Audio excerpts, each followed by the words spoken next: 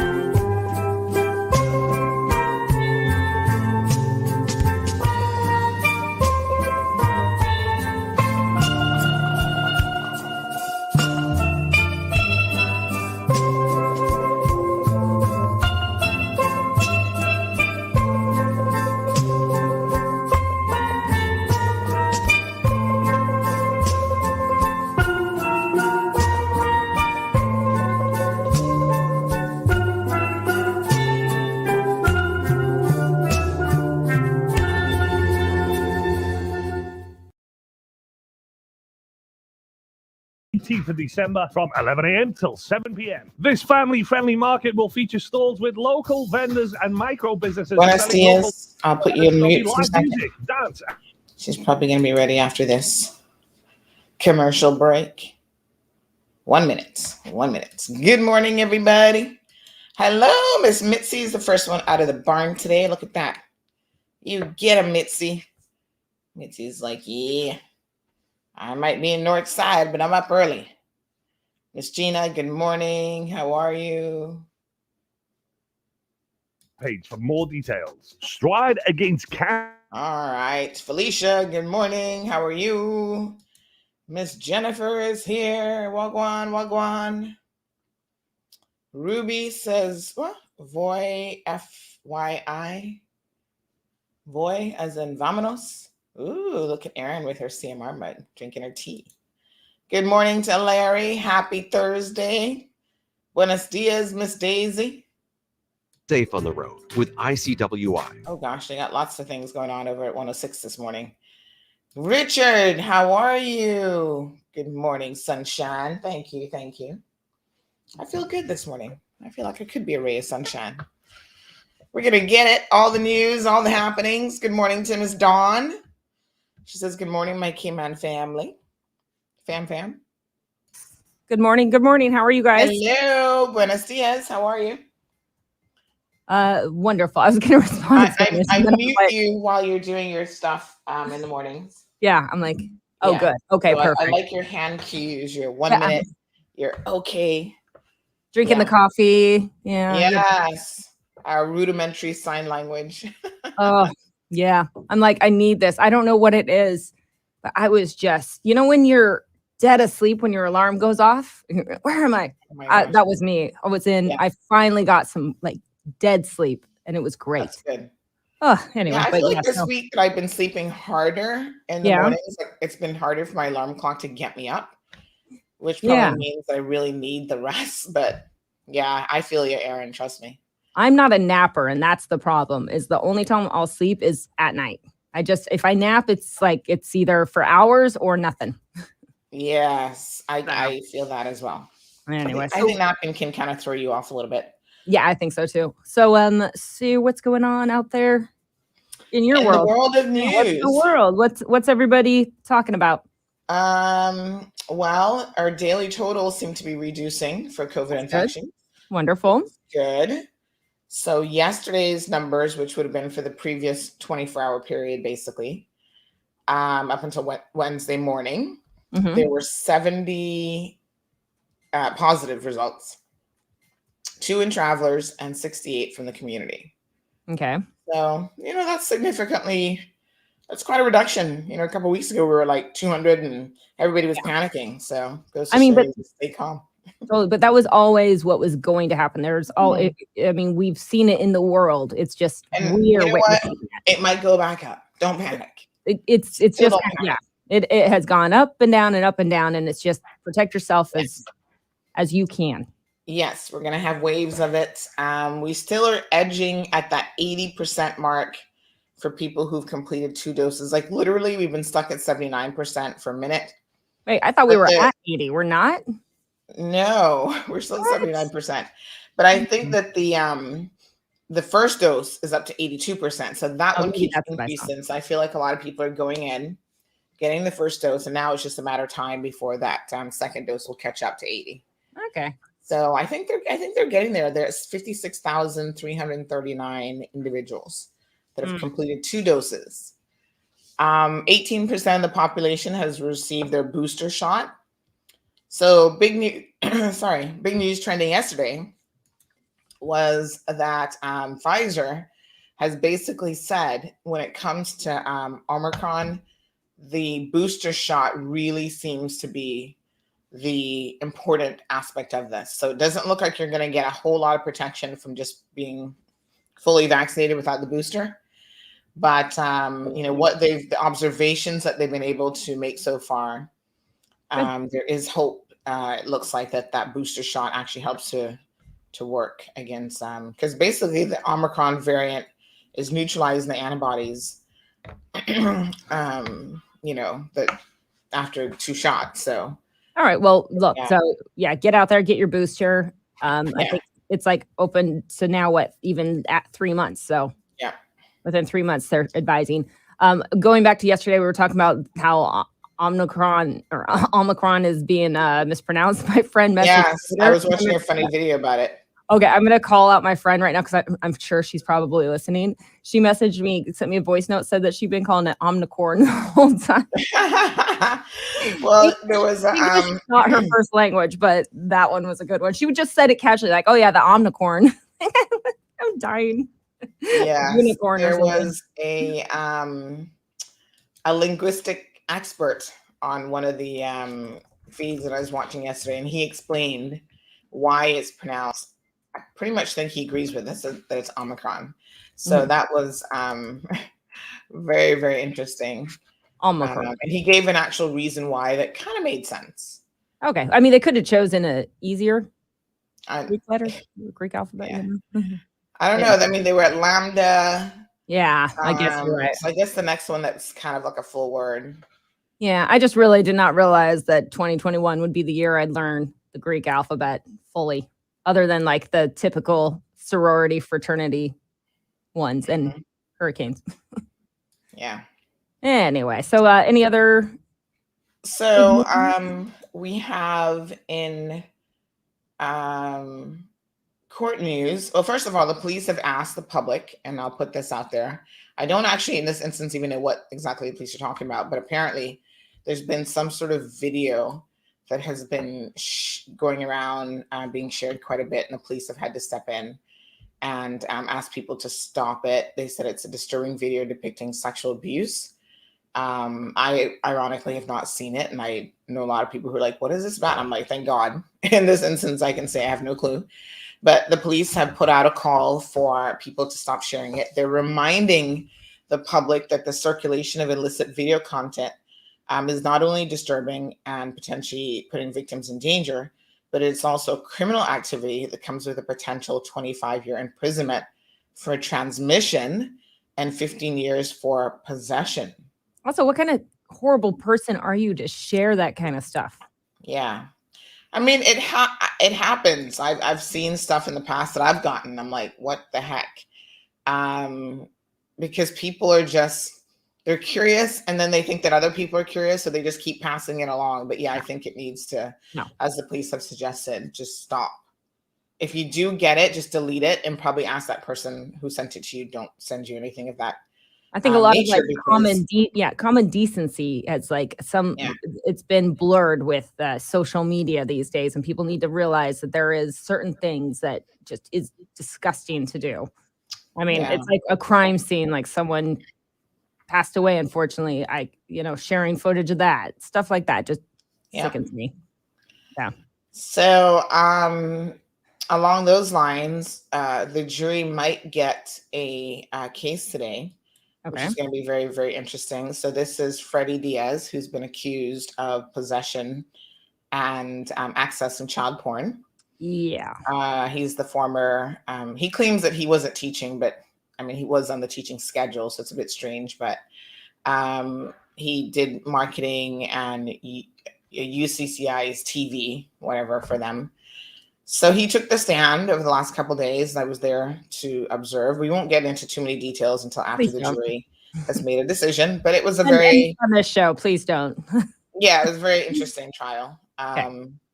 So today we expect all the closing arguments to conclude. The jury will get it, and then we will certainly keep you guys abreast of the details of the verdict. Yeah. And the Department of Environmental Health is also urging people to properly dispose of their batteries after they've had another landfill fire that now they've discovered is because of battery disposal. We've had this before. Mm-hmm. And I feel like probably most people don't know what proper disposal batteries are.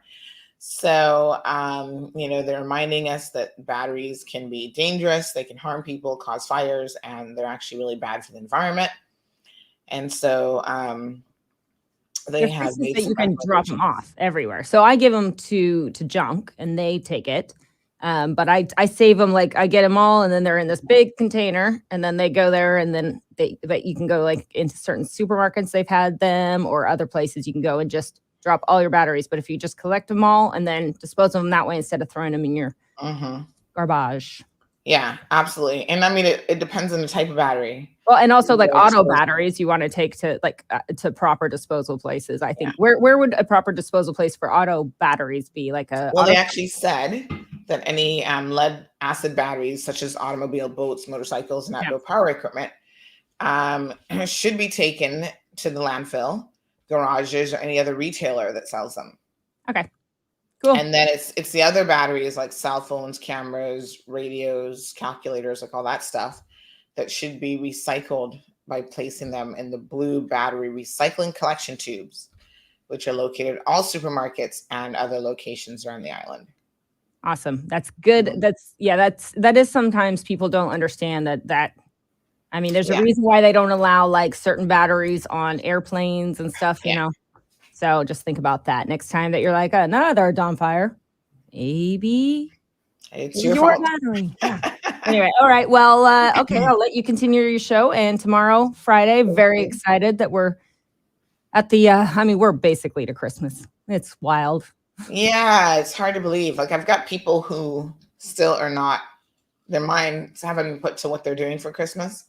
I mean, we don't have everything finalized yet about Christmas Day. We're going to do a dinner like we normally do. Yeah. Everybody has a lateral flow test. Everybody's going to be vaccinated. Like, we will have a criteria list, I think, for letting people through the front door, which we've been doing with service workers even now. Like, are you vaccinated? Yeah, then you can come in. Still keep your distance, still wear your mask and all the other good stuff. But at least, I think people should at least have some of the Christmas shopping done by now.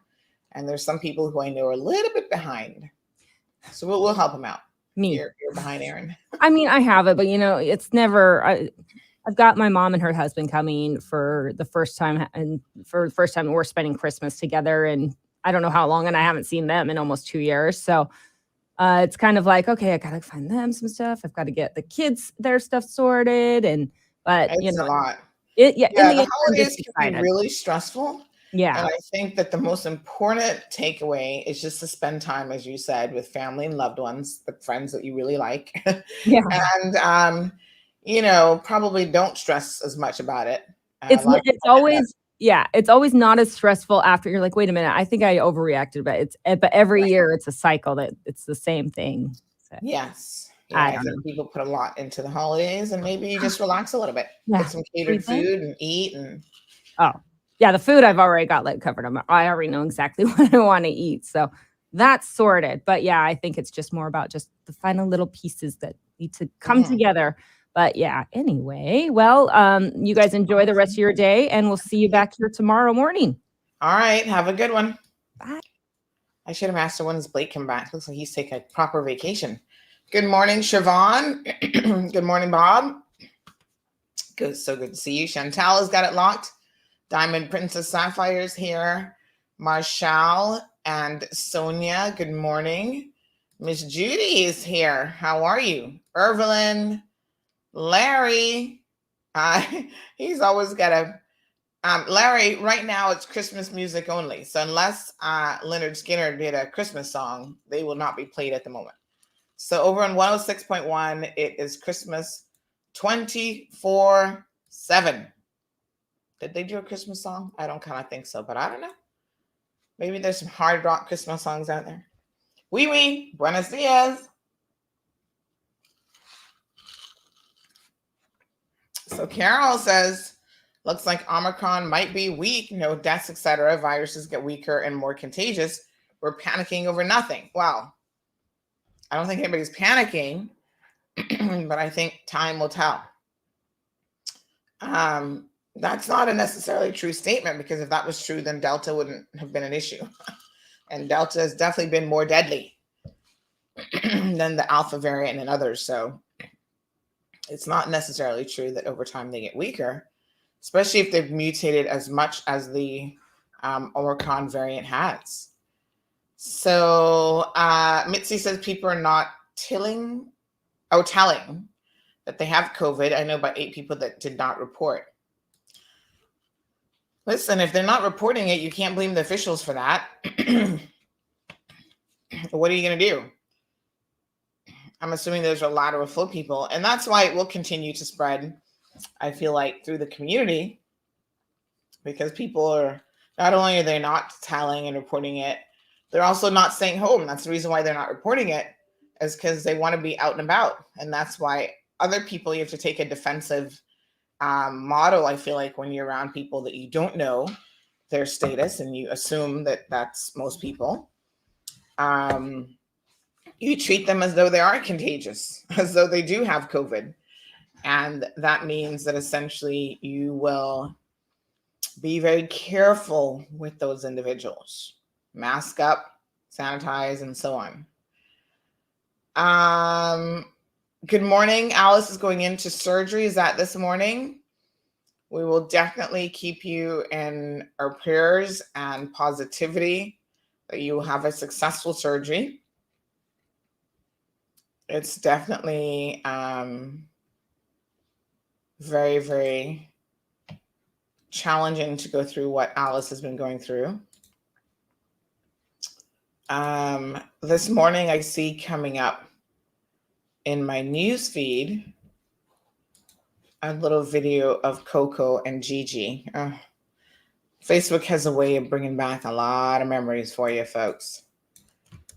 I'm going to show you guys this one because it's just so cute.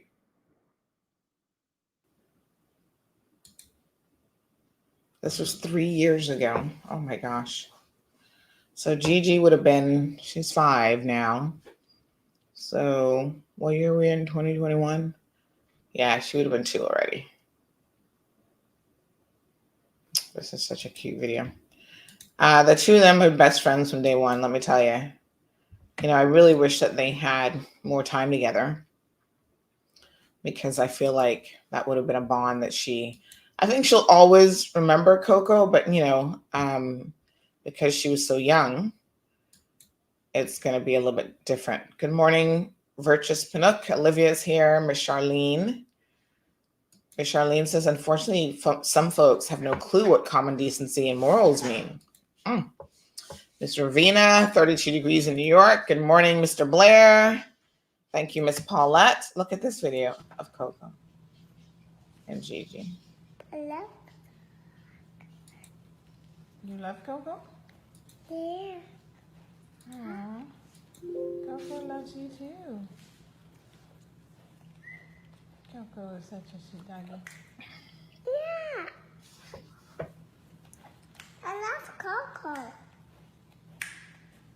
Coco, do you love me? Does it love me? Coco?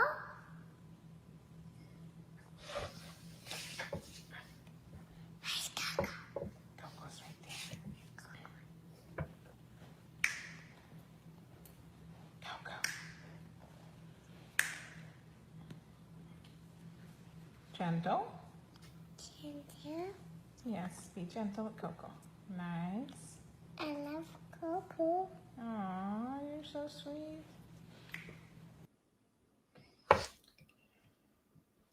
BFFs, let me tell you. She really did love Coco. I think we all did.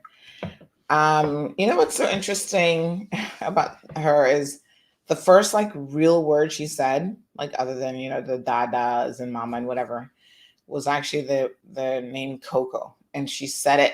I wasn't here. I was actually in the BRAC working, but my husband called me and he videotaped her. But he said literally she was like on the bed and she stood up and she pointed at her. So she fully understood exactly what she was doing and talking about. And she's like, Coco. And she said it crystal clear, well before her first birthday. And we're like, whoa. It was a bit surprising. And it was just a clear pronunciation. And I thought, oh, I'm probably yelling at Coco so much that name is going to be ingrained in her brain. Coco. But you can see in that video, the two of them were having a moment. Mind you, Coco is just there licking her paw. Coco's always licking something or another, as dogs will do. And, you know, I was always really, really pleased that Coco, we were able to integrate. Because I know sometimes people have babies and then the dogs get like super jealous and they can't trust the dogs around the babies, all that kind of stuff. You always have to watch your dogs extremely carefully, especially around young children, because they don't know how to be gentle all the time. And sometimes they grab them and whatever. But I always felt like Coco just understood that, you know, this was a little person that she was there to protect and just love. And there was never any issues of concern. You know, Coco just had the sweetest personality. She was not like aggressive or anything towards the baby. And as a result, Gianna really loved her. I mean, sometimes the two of them would like steal each other's toys. I remember at first Coco didn't quite understand.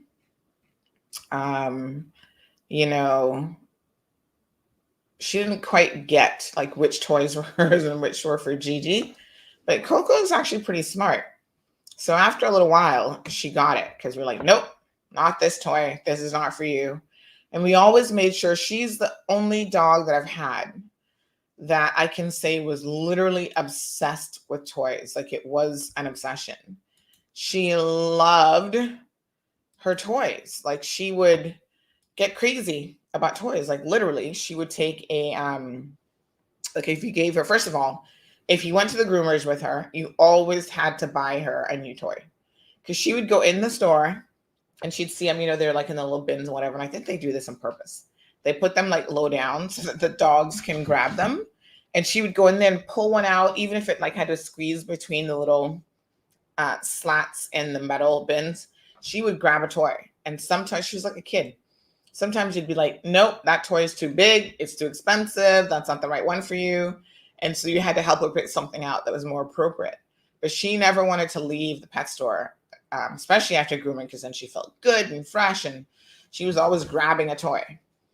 But she just loved toys. And then she would chew it to bits and pieces and rip out the little squeaky thing. Like she loved taking that out and then ripping out all the stuffing. And so sometimes you had to time it just right, because if it was like, okay, I'm just about to clean tomorrow, then go have a go at it. You can have the stuff all over. Otherwise, you're just making more work for yourself. But she used to rip them apart. And then the best part is, even after she tore out all the stuffing, she would still play. She'd still play with it. Like it wasn't like, oh, just because the stuffing's gone, I can no longer play with it. She would definitely still play with it. So she was super funny. So yeah, she really loved her toys. So we always made sure that she had more than enough toys.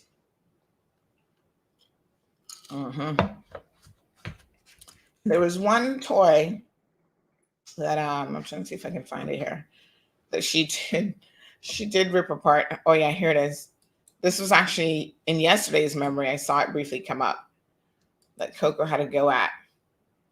That wasn't hers, but she didn't understand at that point. This was back in 2016, so shortly after Gianna was born. In August of 2016, Coco was still trying to figure things out. And so look at this. She took her little,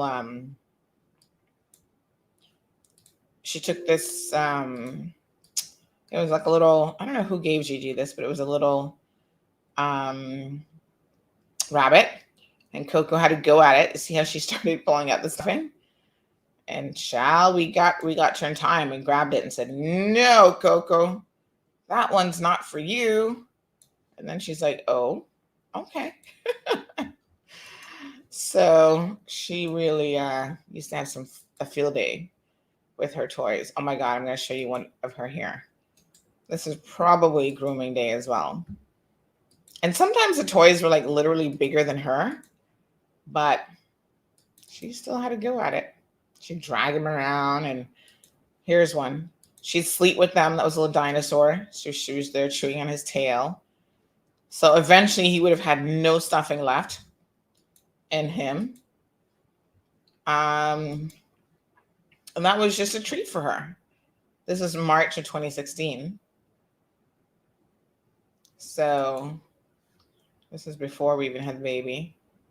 But yeah, she really, I'll show you one with a lot of her toys. She really used to enjoy her toys. And then sometimes there were certain toys that we couldn't give her because she got really obsessed about it.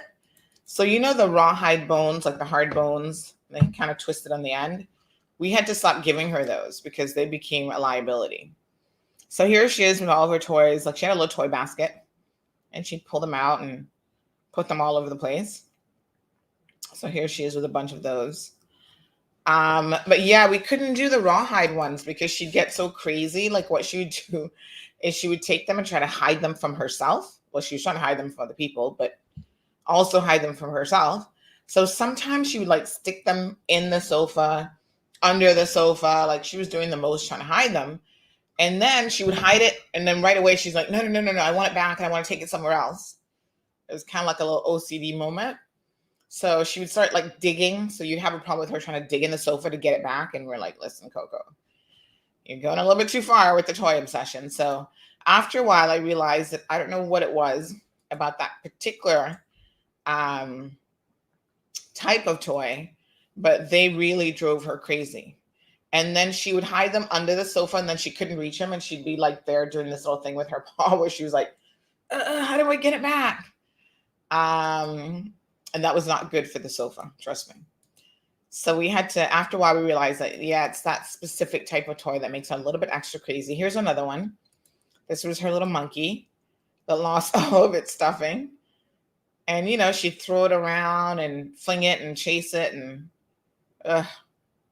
one day, Coco. That's my little girl. It's been over a year already that Coco unfortunately passed away. Lots of good memories with her. She's a really, really good dog, I must tell you. I feel like every dog you have, you're like, oh, that's the best dog ever. But I really think that she was my best dog ever. You know, I've had other dogs that were like special and unique in their own way. But I just feel like, I don't know, Coco was really, really special. So many good memories with her as well.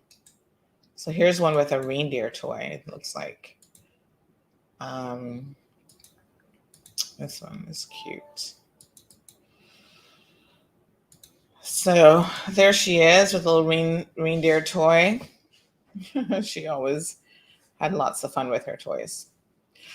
All right, folks. So how is everyone doing today? Good morning, Catherine.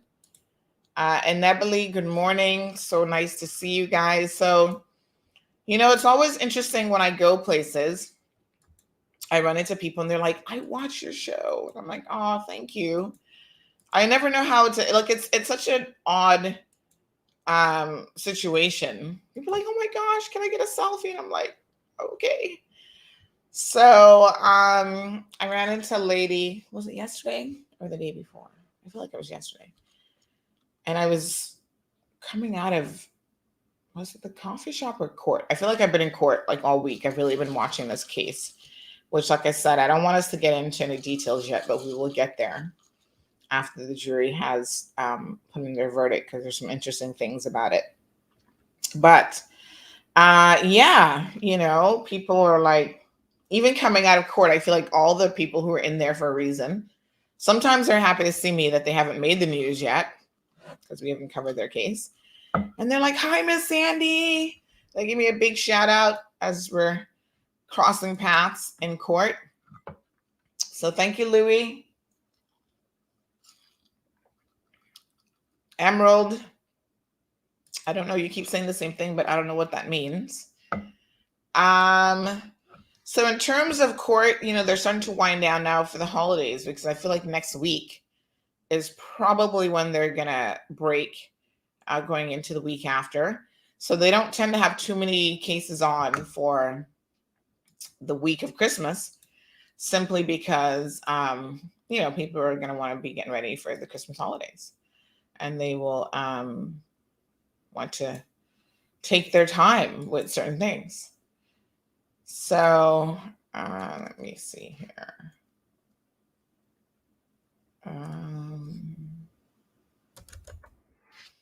There's a few cases that we are monitoring. The Adams family are due back in court. I'm trying to remember when that is. So as you remember, they had an issue with their, and it continues to be an issue until government actually completes the road.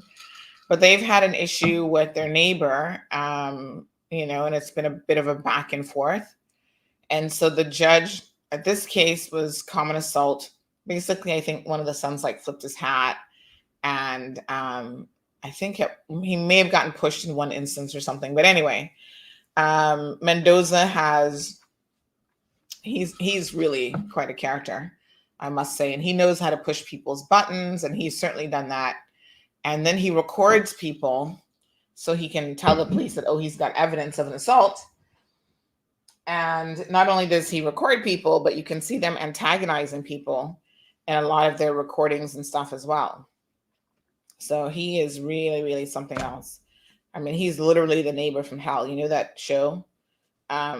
What's it called on Discovery Channel about hate thy neighbor or something like that? That's him. He's the neighbor that you could honestly very, very easily hate, him and the wife, quite frankly, because the wife is very passive aggressive and supporting his behavior as well. And you know what's interesting is when they found out that the road was going to go in and the government was taking control of the situation, all of a sudden he jumped up and wanted to have a conversation. After years of terrorizing the Adam family, they then wanted to have a conversation. And it was like, dude, are you serious? But oh yeah, he wanted to have a conversation then. Well, we can work this out. Don't let the government put the road in, because once government takes control of it, he recognizes that, there's very little that he can do. It's going to be a public road. And not only would the Adams family be able to traverse it along with their guests, but anybody can traverse a public road. It's no longer private property. So he was hell bent on keeping that access point, that right of way, as private as he could. And that's why he'd been harassing them for all these years, because he basically wanted to undo what had been a 45-year easement, public access right of way. And it was actually initially unprescribed, I think is the correct term. But then the Adams family went as far as going to lands and surveying and having it put in properly, where it is a prescriptive right. And this dude still was fighting it. As you guys remember, they tried to sue government. They lost that case. So now we're waiting on the NRA to, get it together and to go put the road in. So another publication ran a story about how supposedly they had kissed and make up. And I don't know where that publication got that story from. Maybe they shook hands, outside the court, but this is no kissing and making up situation. This doesn't undo anything that this neighbor from hell has been doing. And I think a lot more was read into that handshake than what meets the eye. The public road is coming, folks. Government won the case. I don't know how long it will take the NRA to get back in there and do what they need to do. They met with so much protest last time, trying to access the road. Did my mouse just die on me? I think it did. And so we're all anxiously waiting to see when it will be turned into,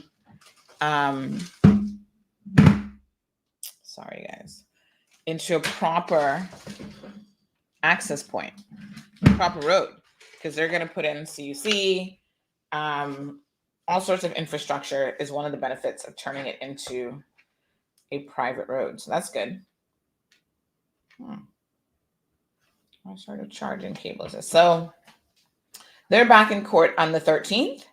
The judge had a lot to review because, of course, she has to balance the victim impact statements, which, of course, these people are going all out, how they've been traumatized, but they're not telling the other side of the story, where they have provoked this family to a large extent. They even had their children throwing rocks and stuff at the home of the Adams family. I got to tell you.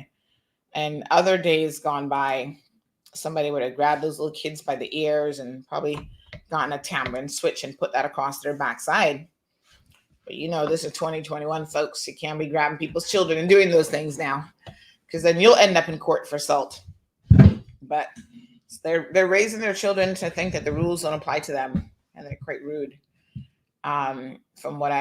From the little observations that I've made. So that's coming up on the 13th. So that's next week. So we will keep an eye on that. And we'll certainly be reporting to you all in terms of what happens there. So I know you guys like to keep a little bit of an eye on the court list. So this past week, another thing that went down is that 2 of the murders, or manslaughter/murders, that happened at the Strand. And there was 2. One was Christmas Eve of last year.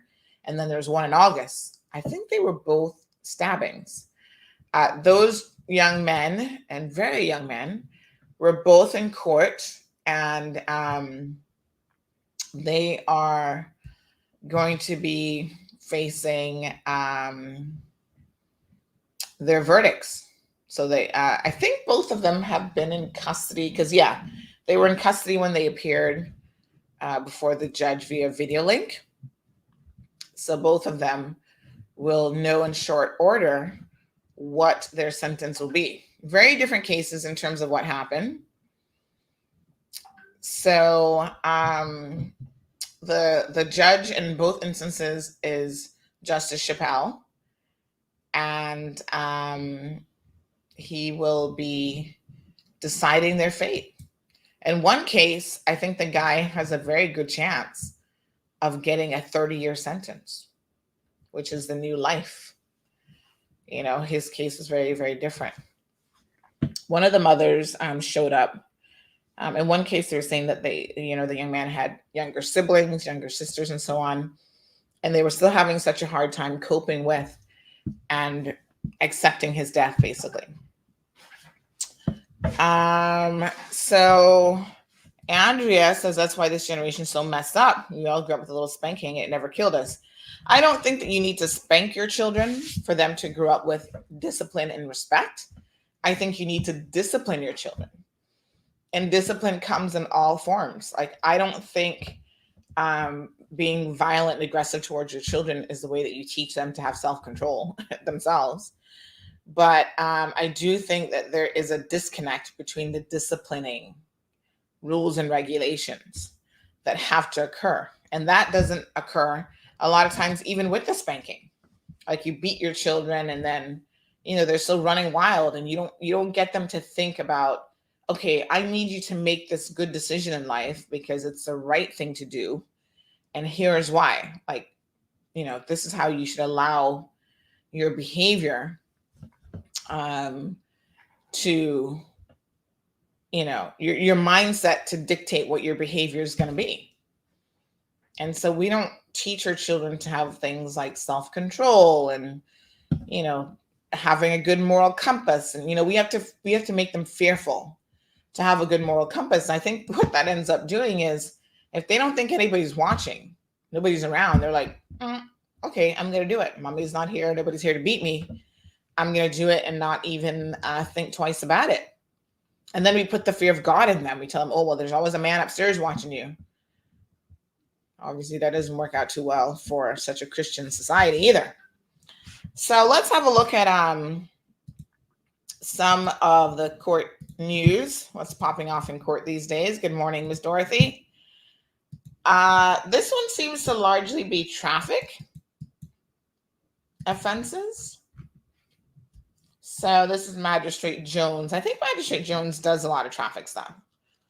So we have, when you look at this list, folks, you appreciate how many people out there. We're also like, oh, there's so many accidents in the roadway. Well, when you look at the court list, you really understand why that's the case. Driving under the influence. Judy Ann Davis, I don't know who she is. Driving without insurance. Expired registration.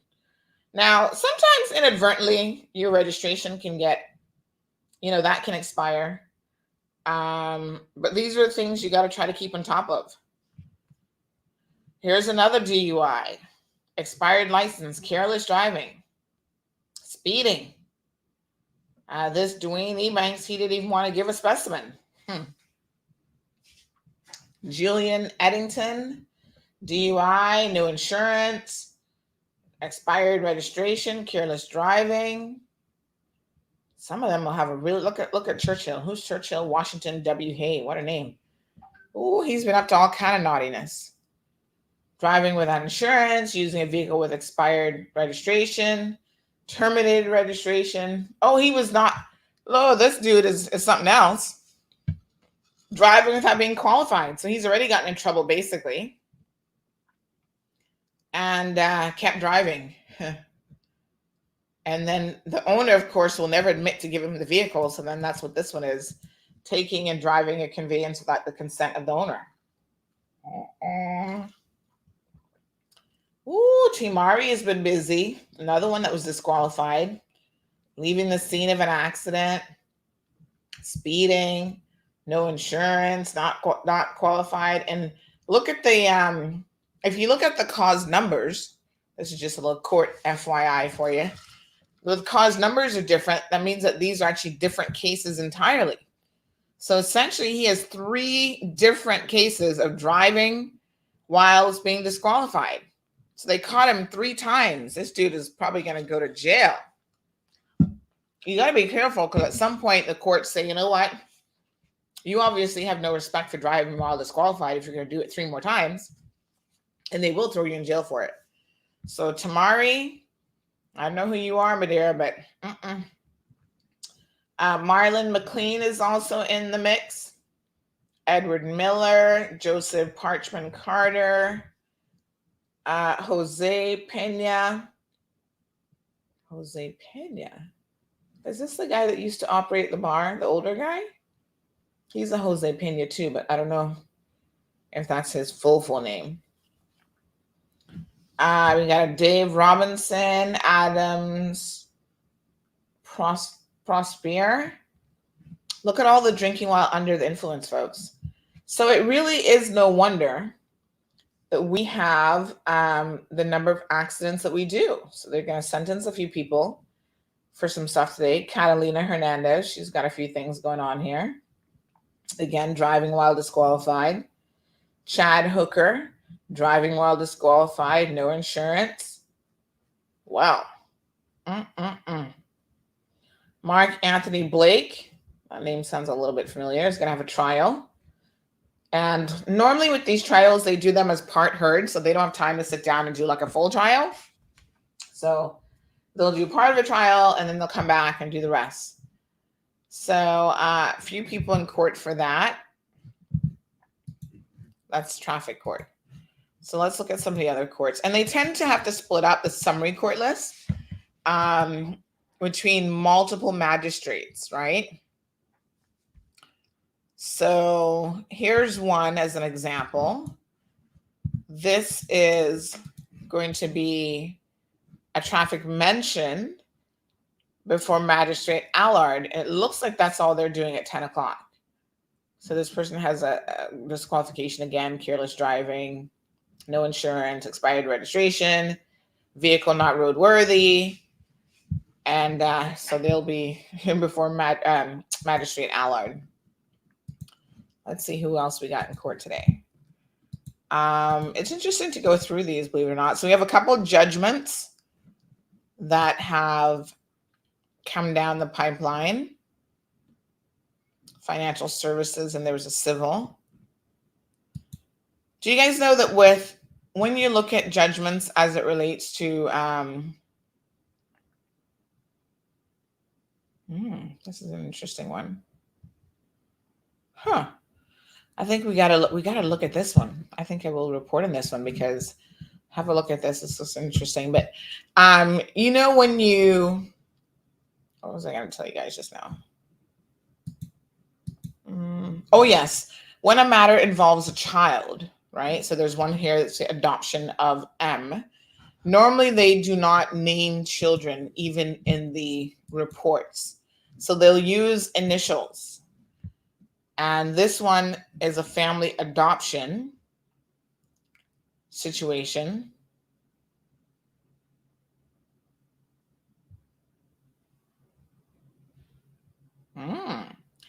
This looks interesting.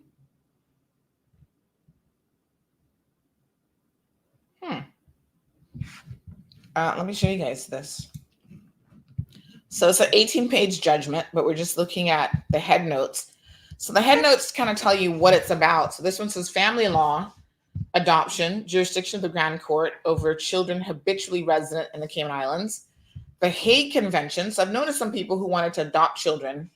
And if they are children, especially overseas adoption, you get into things like the Hague Convention, which deals with inter-country adoption principles. And it says here, Hague Convention and inter-country adoption inapplicable where a child not habitually resident in country from which she has been or will be removed for the purposes of adoption.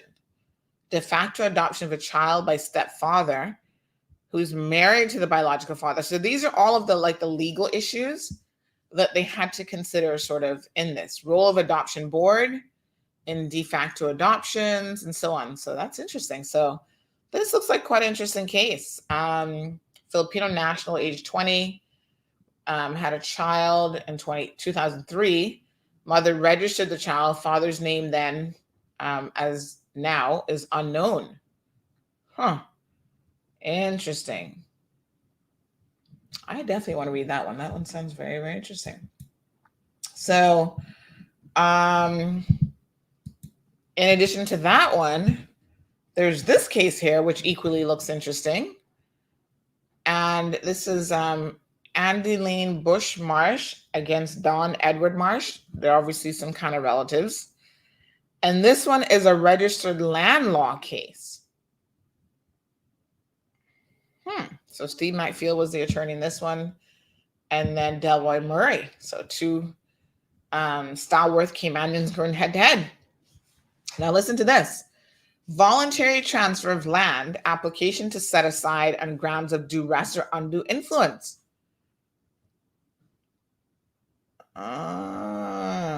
Interesting. I'm definitely going to read this with a keen eye because this happens all the time. And I've had families come to me and, our elderly father transferred the land to one member, one child out of 8 children, and we think it was duress. Well, it could be, but there are things that obviously a court is going to look at to see if a situation is, duress or not. And it's one of those things that is so tricky because a lot of people will be like a lot of older people. They think that they should add someone to the land papers in case they get sick or something happens to them. And then they live to be 100 and they've got 20 years worth of having a child on there. And, once you add them on, you got a problem because they are joint owners with you in a way that they can't be severed. So they can pretty much do anything with your property that they want. They can kick you out even, really. They can rent parts of the property. They can, you've got to be so careful. The power that when you add people onto land papers that you're allowing them to have. And so it often comes up, there is a question of whether or not someone willingly did this, like they fully understood all the implications of what they were doing. And this is now where JPs and notaries need to be very, very careful. When somebody brings an old person to you, talking about, this is my dad and I want to be on his land, you separate the parties and you talk to the daddy alone.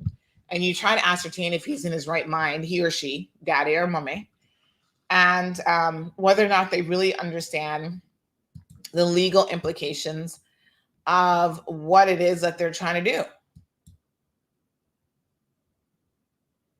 I couldn't tell you the number of cases. There's one right now in West Bay that I'm aware of with an older gentleman who is like 97 years old. And the family alleges that, the one son got on there by fooling the father. Not good. So there's drug court today as well. So as you guys know, there's multiple specialty courts. I'm kind of educating you guys about some stuff that happens at court. So there's family court, there's drug court, there is mental health court, financial services. So the good thing about these is that one of the reasons why they have them is it allows for these people to have a certain degree of continuity. So Chief Magistrate Foldatz, he always does drug court. So he's got Jeffrey Brown, Kyle Douglas, and all these people in front of him. Most of these offenses are ganja related. Some are cocaine, though. Some are more serious. Some are like DUI, Joseph Wood, careless driving, driving under the influence. So they deal with the offenses, but they also deal with the addiction. So they will have people be put in various programs. And so when they go to drug court, you see here where it says like phase 2, phase 3, phase 4. So there are different phases of drug court.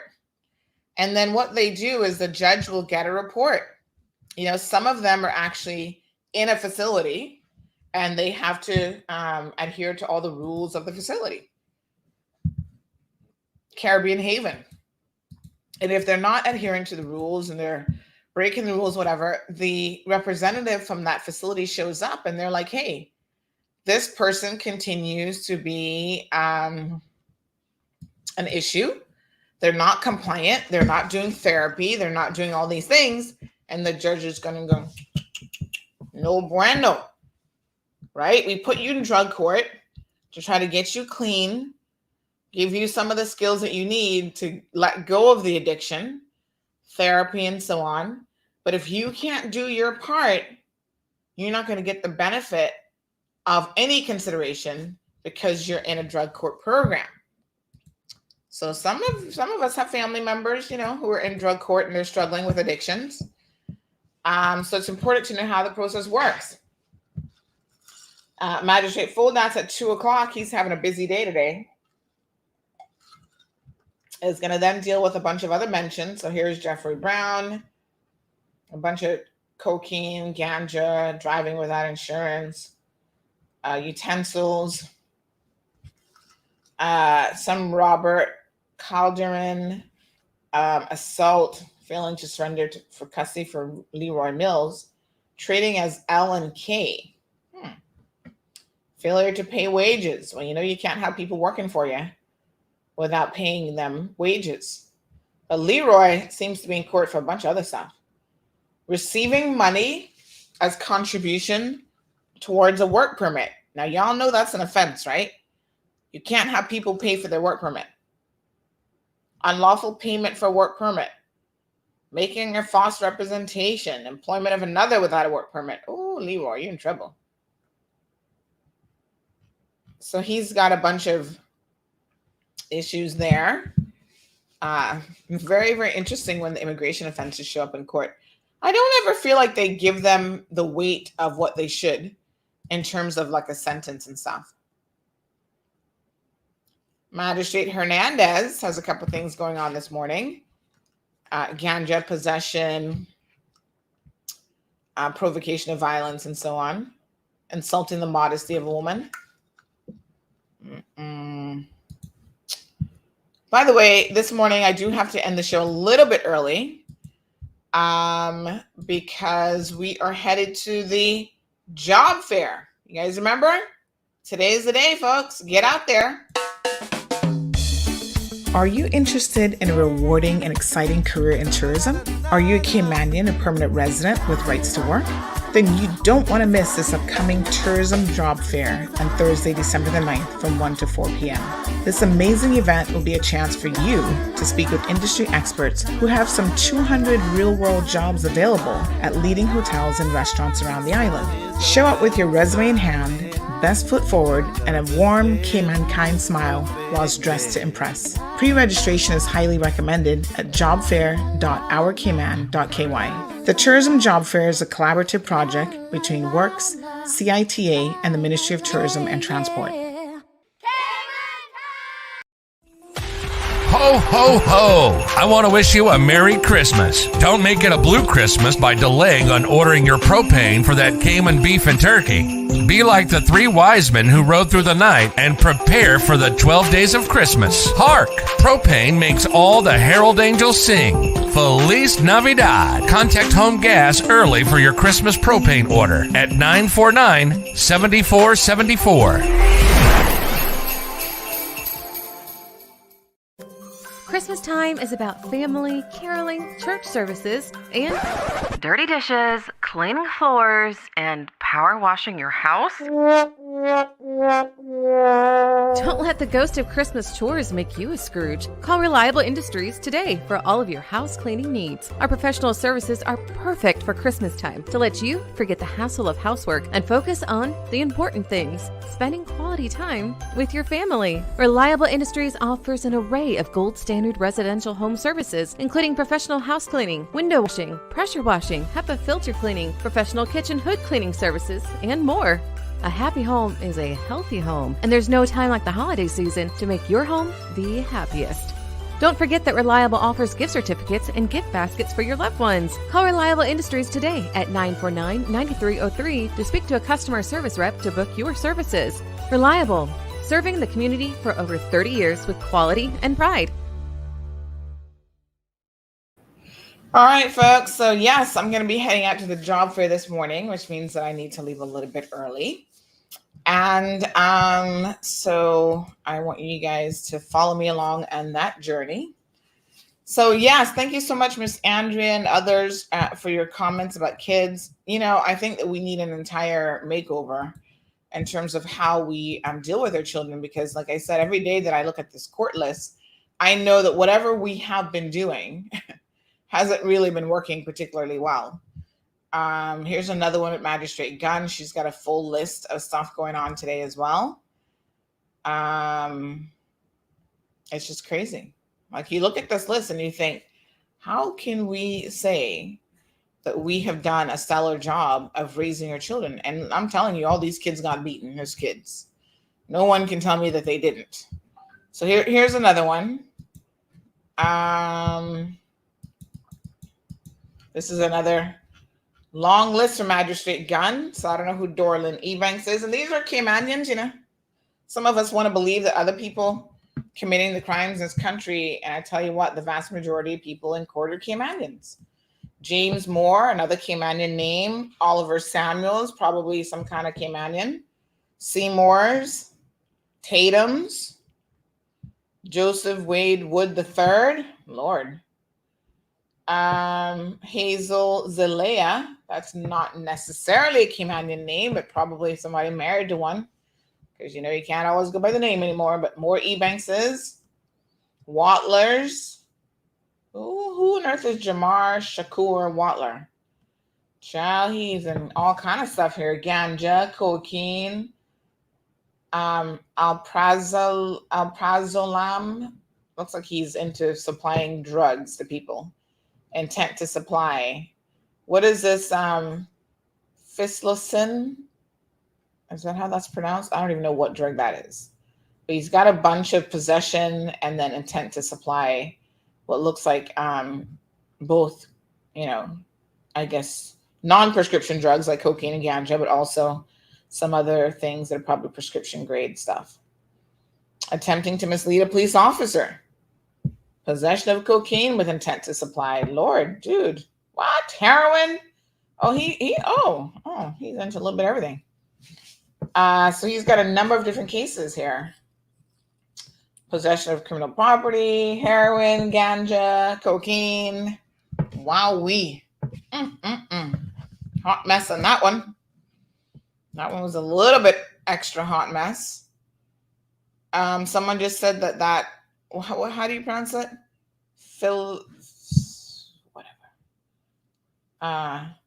Psilocin, maybe.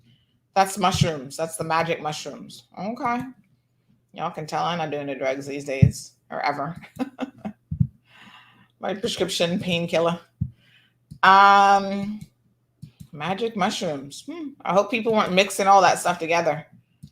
The mushrooms, the magic mushrooms with the cocaine might really give you a little extra situation on your hands. So of course on the grand court list is completely separate and apart from all of this other stuff. So the trial of Freddie Manuel Diaz continues. We all have a little chuckle in court because his lawyer mispronounces his name. He doesn't say Diaz, he says Diaz or something else that's like, no. So big shout out to Miss Cayman World winner, Miss Roshana Heinz. Apparently she's won her group in the head-to-head challenge, and she's sending out her gratitude and thanks to everyone who would have assisted in that. So she was in group 4, and she won. So she's saying thank you to everyone who voted for her, and she would like to encourage you to continue voting. So they have an online option where you can vote, and I think there's an app as well. And yeah, one of those persons that gets voted, like I guess in the most popular category, actually gets put into the finals. So that's one way to get in. So yes, big thank you for that. All right, wonderful. So Miss Universe is also overseas. That pageant is it this weekend? Yeah, it's on Sunday. So the Miss Cayman Universe pageant is on Sunday. Fox has the distribution rights, so we can't really live stream it without infringing on that. But we'll tell you guys how it goes. So Ms. Donna says a lot of children want the easy, quick cash instead of working. Well, again, I think a lot of that comes from parents who give them the wrong message by just giving them everything in life on a silver platter. I mean, the sacrifices you make every day. You get up and you go to work and you work hard. And why would you ever want your kids to think that anything in life comes easy? Like, I've never understood this. And this happens with people who have money and with people who don't have money. The people who have money, their kids get everything. Oh, private jet service. They go to the best private schools, tennis lessons, swimming lessons. And the kids have no appreciation of how all of that happens. That's when you need to be forcing your kids to have summer jobs and doing all the things in between to let them know money has value. Oh, mommy, can I have, $100? Oh, okay. Sure you can. You're going to work for it. $100 just doesn't drop out of the sky, right? So I think it's important to teach your children the value of money and the value of a hard day's work and how you actually earn that money. But, we all, part of it I understand, because you may have grew up in a poor home and lots of struggles and the stresses of that. So on the one hand, you're probably thinking to yourself, I don't want my kids to have to worry about anything stressful. Like, I want them to be kids. I want them to have a childhood. But that has to be balanced with, yeah, that's fine. I get it. You don't want them stressed out wondering, oh my God, are we going to get evicted from our house because we can't pay the bills? We're not talking about that level of stress and placing that on children. So no, children shouldn't have to worry about where their next meal is coming from. But at the same time, there is something to be said for responsibilities and, just really teaching your children what it means to have to work for something in life, because it just doesn't come for free, So that's the balance in my mind, I think, that needs to be struck. How well do we do it? Well, I think we all as parents know that there is, a certain amount of struggle that comes with that. But the opposite is equally as dangerous. When we just throw caution to the wind and we're like, oh, well, let them have whatever they want. It's like, no, we can't let them have whatever they want, because that leads to other issues. So it's tough. No one ever said that parenting was easy, for sure. But I think you gotta teach them balance, and it kind of starts very, very early, right? Even my 5-year-old seems to have a sense of, she just wants things. She just sees things appear. This is like I call it the Santa effect. It's like, oh, you get a present. It's not even Christmas, but you get something. And then you think, oh, well, that's just how it happens. Like, things just show up for me. And it's like, no. I have conversations with her all the time. I'm like, things don't just show up, right? You don't, I don't just go into the bookstore and be like, oh, I'm going to just grab this item and I can walk out the store. I have to pay for it. And money comes from somewhere. And so I don't think she has a true understanding of money yet. But I have had a conversation with her about where money comes from. And I said, it doesn't grow on a tree. It doesn't just fall in the sky. It's not magic. someone has got to work for that money. And so sometimes she sees me here doing stuff and she doesn't understand that I'm actually working. I've got to have a client meeting. I've got to do this. This is how mommy makes her money. I do things for my clients. I've got to get on a call and I have to discuss business and we have to make decisions. I got to get out there. And, some days she's like, oh, I don't want to go to school. I want to stay home with you. And I said, we can do that this weekend. But, in order for mommy to get money to buy food. And I told her this the other day and she was like, huh? Because I said to her, she wanted some toy. I think we went to the bookstore and I said, well, mommy only has so much money. So do you want to eat and we can have food or you want a toy? And of course, in her little 5-year-old brain, she's like, a toy.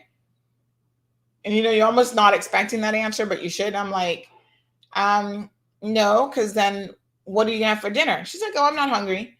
I said, no, you're not hungry right now. But we got to think about dinner later on. And do you want dinner? Are you never going to eat again? Ever? And then she's kind of like, never eat again. Because she was only thinking, oh, like a sandwich right now or this toy, give me the toy and then you'll feed me later.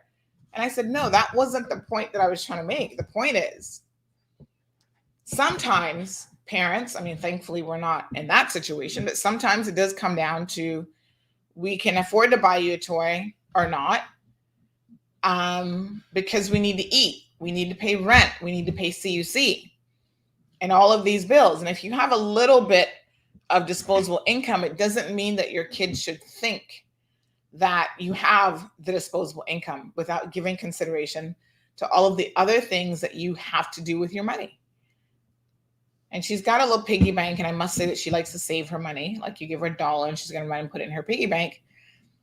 And I said, mommy and daddy has to try to save in their piggy bank too.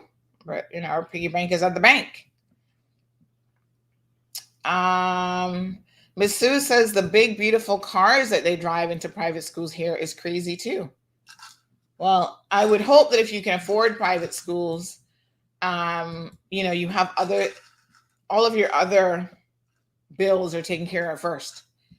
And if you can afford a car, definitely, let's hope so. Although, let's be honest, people have mortgages and they have car payments. So you cannot look at someone and based on what they drive or where they live or what they live in, make any determination about their financial status. You just don't know. They could be in the negative in the bank account, but every month they make sure they find their coins to pay that bank loan and to pay that mortgage. And as long as they do that, the bank is like, you can stay there. You can drive that car as much as you want. But you start missing some payments and we got a problem. Lizette says, a toy or a plate of food. Child, she was all for the toy. She's like, I don't need no food. I was like, yes, you do. Speaking of food, I have noticed that her appetite has picked up. Like I picked her up yesterday for swimming lessons. So she goes to swimming lessons normally once a week. She's been out for a few weeks now because of COVID. And so she's back and she went back yesterday. And when I pick up, she's starving. Oh, mommy, I'm so hungry. Can you get me some food right now? And I'm like, I wasn't anticipating you being this hungry. So we were going to go straight to swimming lessons. Like I didn't cushion enough time to make any other stops. So I said, all right, after swimming lessons, we can get you something. But you got to give it 100%. That was the deal. So you give it 100% at swimming and then you get to eat, which sounds kind of bad, right? I'm not trying to starve my child. And she's like, okay. So she went and she did pretty good, I must say, especially after being out for about 3 weeks. I think it might have been 4 weeks. She was out for about almost a month. So, she was kicking and, putting her head under and all the little exercises that she does with the swimming coach lady. And so then when she gets out, because she is really petite and she has no body fat, she gets cold very, very quickly in situations like a pool. So she comes out and her lips are like purple and she's shivering. She's like, oh, I'm so cold. And so I have to wrap her up immediately, and get her out of the wet clothes, into her dry clothes.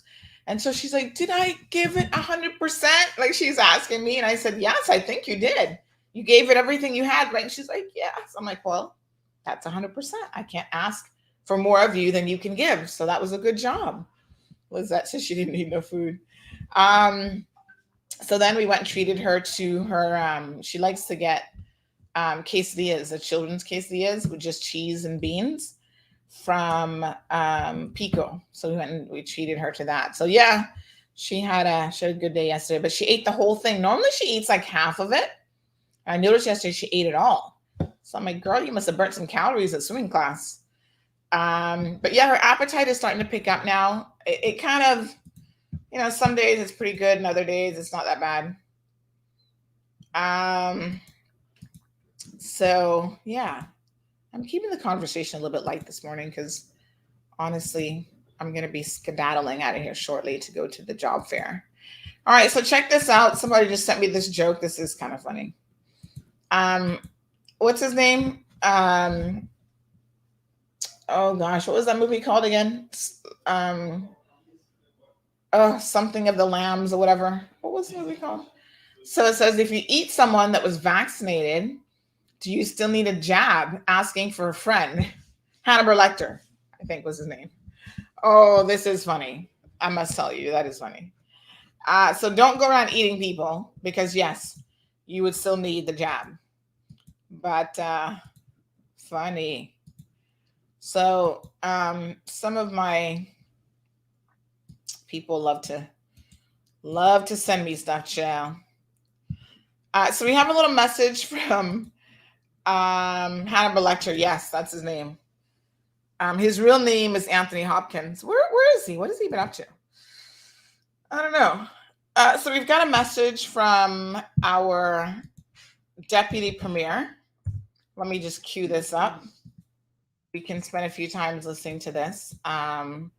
So he says that there's a special here that says the deputy premier presents people-driven budget.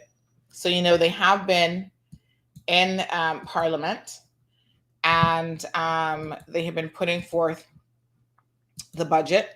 And there's been, I noticed something in another media today, and I want to have the Department of Tourism head, Miss Rosa Harris, on, because this was very interesting.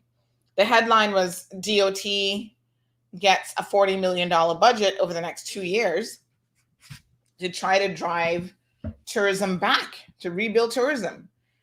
And I want to keep that in perspective because I can't comment on that situation without knowing what their previous budgets were. And the truth of the matter is, I say this all the time, in the world of business 101, it doesn't matter if your business is government or private sector, in order for you to make money, you got to be prepared to spend money.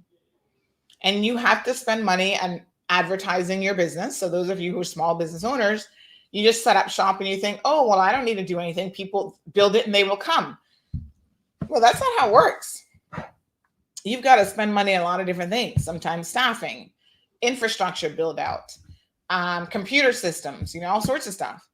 And marketing budgets can be a considerable amount of your spend.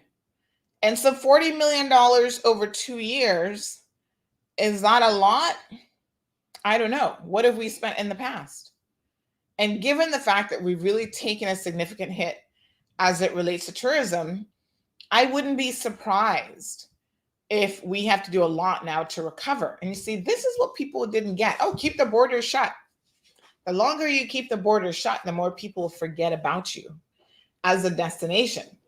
And so not only are you spending money with stipends and all this other stuff, you're also spending money as it relates to actually keeping the Cayman Islands in the forefront, what's the word I'm looking for? In the forefront of the minds of travelers around the world. And you're trying to entice travelers to come, even during a pandemic. That's what tourism needs. So I'm curious to hear more about this. But let's watch this video from Deputy Premier Chris Saunders. Diana says Silence of the Lambs was named the movie. Yes, that's right. Thank you so much for that. Good morning, Miss Rita. So let's see what the good minister had to say. people-driven budget. These documents combined are more than 3,500 pages. This is a lot of work and a lot of effort went into this. And I want to thank the many people that produced this and made this day possible. This budget delivers on many of the promises made during the campaign to invest in our people and their well-being. From free school lunches for our children to removing the duty on day-to-day essential items such as baby food, baby diapers, and sanitary products for women, as well, Mr. Speaker, as undergarments for some of our elderly, namely diapers also for elderly. The government intends to bring a consumer protection bill, and if needs be, take the additional steps to ensure that many of these savings are passed on to consumers. Mr. Speaker, time and time again, we have seen so many items on which there's no customs duty being the most expensive on the shelves.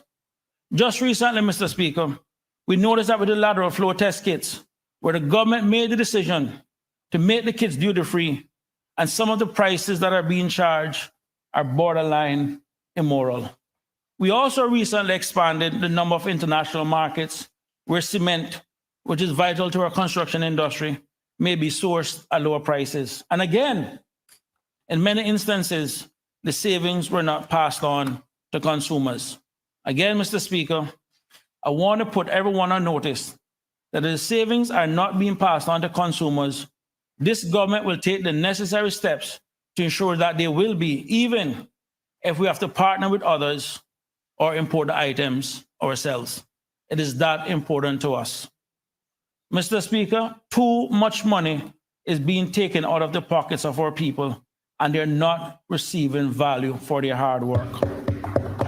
My colleagues and I in this PAC government takes that commitment very seriously, and it cannot be business as usual, where many people are being taken advantage of with some of the prices being charged on essential items. This budget also reflects our commitment to modernize our infrastructure through investments and partnerships, as well as an increase in funding to automate many government services.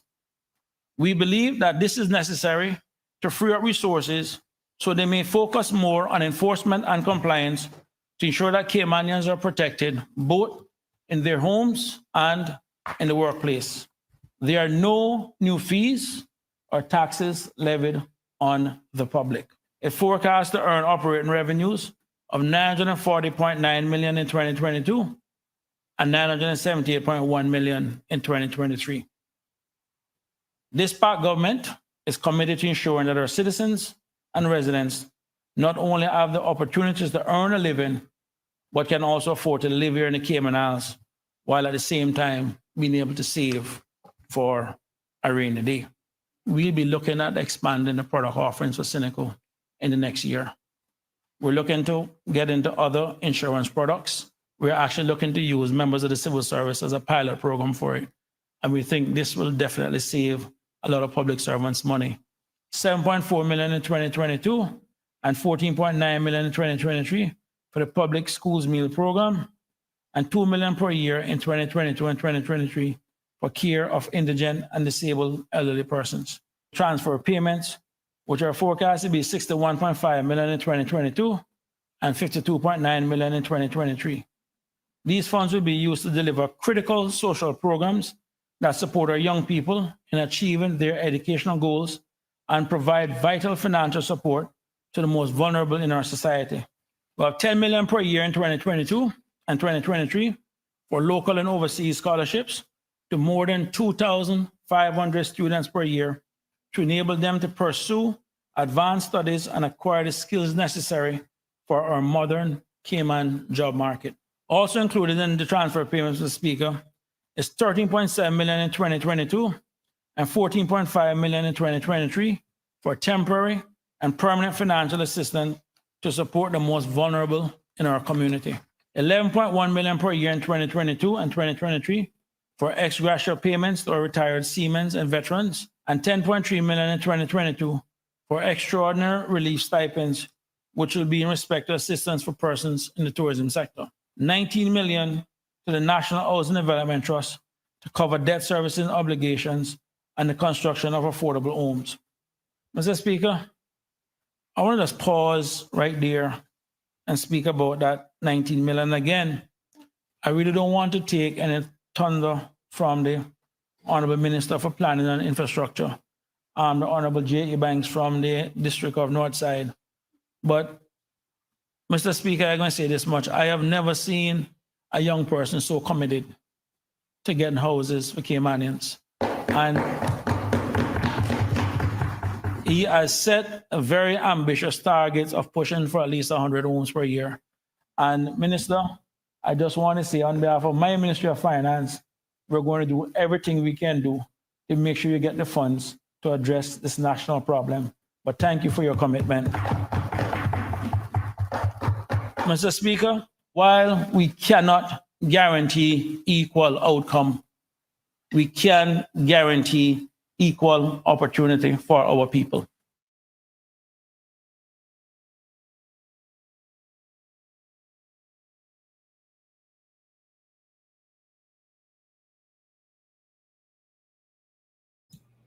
All right, folks, thank you so much for that from Mr. Saunders.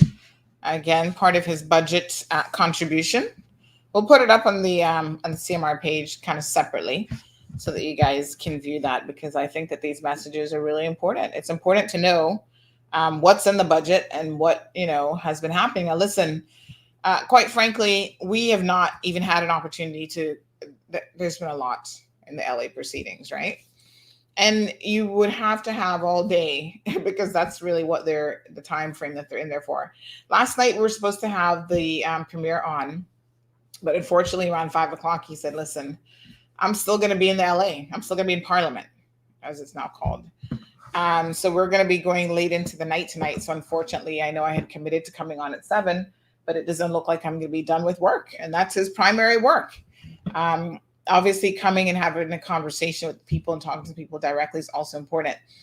So he has promised, as soon as Parliament wraps up the session, that he will be joining us. So I don't have an exact time yet, but I will certainly let you guys know on when that's going to happen. So big shout out to all of the MPs who actually show up to work and, who do what it is that they need to do. Because it's unfortunate, but you see them on camera when the camera is rolling, but the truth of the matter is they don't really show up.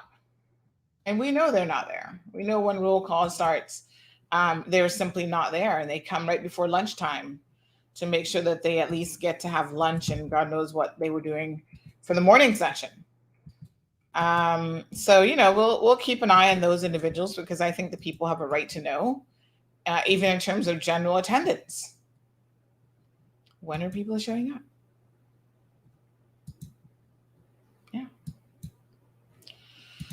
So there's a lot in the budget that was discussed. There are a lot of programs that this government is hopeful, and they provided financing for, that they'll be able to get off the ground. And it sounds like, between their goals and objectives and what the mandate that the civil service has, they are going to be extremely busy during their tenure. So we will certainly be keeping you all abreast of exactly what is happening. And as we get the updates, we'll pass those along as well. So thank you to the PAC government. Thank you for the opposition members that show up and that participate in the process. Some of them had comments where they were not in favor of the budget or how they're doing certain things. And I say, listen, you had your chance. Now give somebody else a chance that is trying to do a thing. You're not the only person that has all the answers for this country. So Ms. Sue says, no mention yet for help for retirees' health insurance. It's way too much money. I think Mr. Saunders mentioned there that there will be some sort of health insurance reform coming. Wee says, just love the PAC government. Tommy, good morning to you, joining us from the Bahamas. We appreciate you always tuning into the program. So we are ending the program a little bit early today, folks, because, again, I've got to get to the Westin on West Bay Road. I always have to try to remind myself, which one is the Westin again? Like the hotels, there's so many of them now, Joe. But I always know just head to West Bay Road and eventually you're going to pass it because they're pretty much all that way. So I'm going to get on the road this morning and we're going to definitely have a look at what's going on at the job fair. So if you've not yet pre-registered, folks, go ahead to the website, pre-register. I've had lots of people messaging me on social media about the job fair. A lot of them are not Caymanians or people with rights to work, which is interesting, right? As Caymanians, we want to complain, oh, it's not working for us. Nobody's going to hire me, blah, blah, blah. But I see all of these other people showing up. So I'm like, listen, you just need to show up. Do what you're supposed to do. Pre-register, come with your mask and everything today. Show up with the intent of putting your best foot forward. You'll get some resume help. And yes, Damien, I remember just now where it is. But show up with and put your best foot forward so that people can see that Caymanians are actually interested in tourism. That's what this is all about. And yes, this isn't every tourism job, but the industry has said these are the most urgent jobs that they need. And I feel like getting a foot in the door is certainly better than nothing at all, right? So good people, I'm going to end the show with a little commercial break. I'm going to run and go finish getting ready. I've actually got to put on, this is a dress, but it's like a little bit above my knee. You know how you have that, like those, how you stand up straight. And if it reaches to your fingertips, then it's long enough. This one does. It reaches past that. But I actually like to pair this with a pair of leggings because I actually think it kind of looks good. And then it keeps my legs nice and warm when I go to court too, because sometimes court is really cold. So as you know, you can't wear anything sleeveless in court. So I have to take a sweater with me, which I'll put over this when I pop into court a little bit later on. So I'm going to head on the road. I'm going to go by the Westin. So I'll live stream from the Westin. So tune back in for that once we go live so you guys can see the setup and you can see what's going on. We'll have a quick chat with some of the DOT reps and the industry guys who are there. Ms. Lee says, dress accordingly, guys, for the interview. Yes, everything is important. Everything helps you to get a foot in the door. You got to look good. You got to feel good. All these things do matter. So I will be there and I'll give you guys the first report. And then later on in the afternoon, once the job fair sorts of kicks off at 1 o'clock, we'll be back there as well. All right. So have a beautiful day. Tune back in a little bit as I traverse from Savannah, Newlands area to West Bay Road. And I'll see you guys in a jiffy. Are you interested in a rewarding and exciting career in tourism? Are you a Caymanian, a permanent resident with rights to work? Then you don't want to miss this upcoming tourism job fair on Thursday, December the 9th from 1 to 4 p.m. This amazing event will be a chance for you to speak with industry experts who have some 200 real-world jobs available at leading hotels and restaurants around the island. Show up with your resume in hand, best foot forward, and a warm Caymankind smile whilst dressed to impress. Pre-registration is highly recommended at jobfair.ourcayman.ky. The Tourism Job Fair is a collaborative project between Works, CITA, and the Ministry of Tourism and Transport.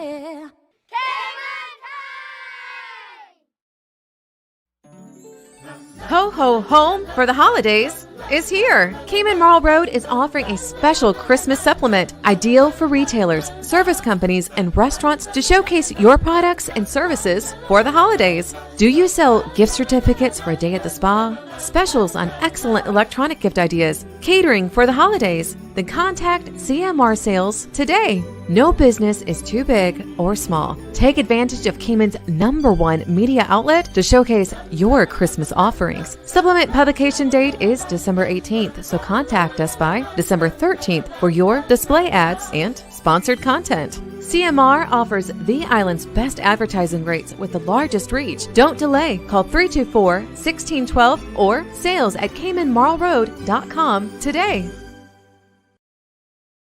Give your family the gift of Roquet. Looking for the perfect gift idea for the entire family? Then look no further than Roquet, Cayman's #1 streaming experts.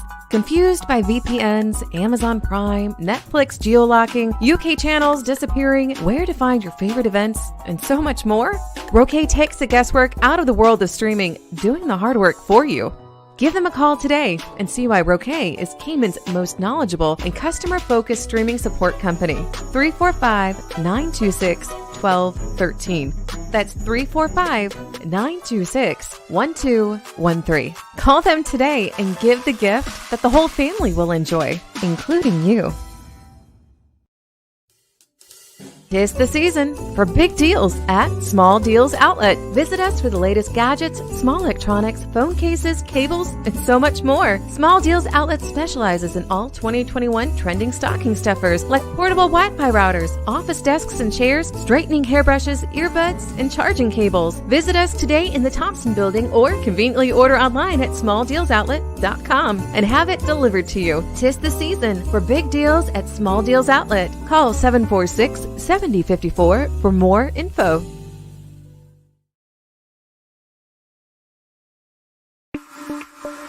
Accidents happen at any time, when you least expect it. Be prepared. Reach out to Recover Personal Injury Attorneys. We don't get paid until you recover.